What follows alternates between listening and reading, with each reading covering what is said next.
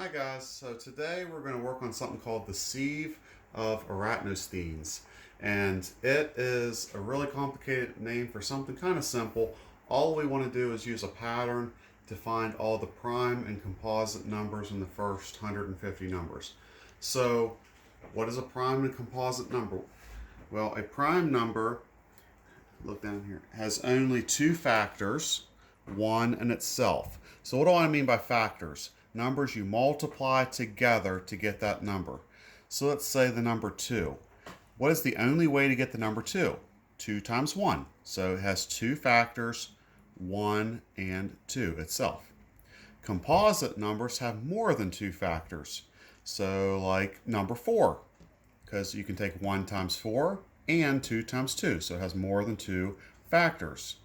The number 1 is neither prime nor composite because it only has one factor, 1 times 1.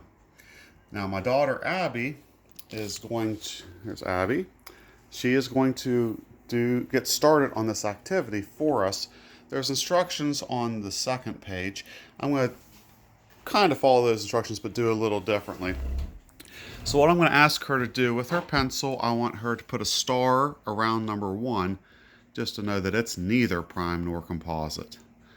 Now the number 2 we just said is prime. The only way to get to number 2 is 2 times 1, so it's prime. So we're going to circle it with our pencil. We're going to circle it. It's prime. So if it's prime, though, we're going to use this pattern to get rid of other prime numbers. So anything that's a multiple of 2, you can also divide by 2. So every even number can now be highlighted out. You can cross them out, or we're going to use a highlighter. So she can go to every even number, so anything that ends in a 4, 6, 8, or 0, she can highlight that. And then she's just going to keep going down all the way through, and you'll probably notice a pattern, and you can start eliminating these sooner. So you're going to go all the way down through and eliminate all the even numbers. Abby, why don't we stop there for a second? So you want to keep going, though. You want to keep going until you have eliminated all the even numbers. But we're going to skip ahead here just for a second. We're going to look at the next number. We're going to circle the 3 because guess what? It is also prime. The only way to get to 3 is 3 times 1. So in our next step, after we had already done all the even numbers, Abby would then say, well, let's eliminate all the multiples of 3. So we're going to just count by 3.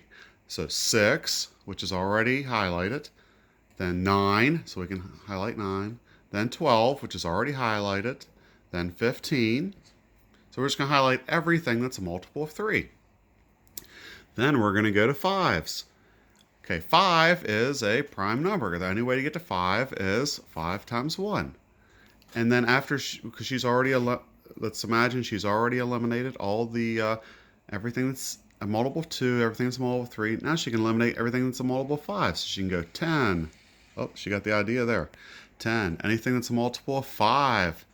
So 5, 15. So anything ends in a 5 or 0. So boy, she just eliminate those two. Okay, and then last thing I'll show you is then 7. The only way you get to 7 is 7 times 1. So it is prime. So she's going to circle that. Then she can count by 7s and go all the way down through.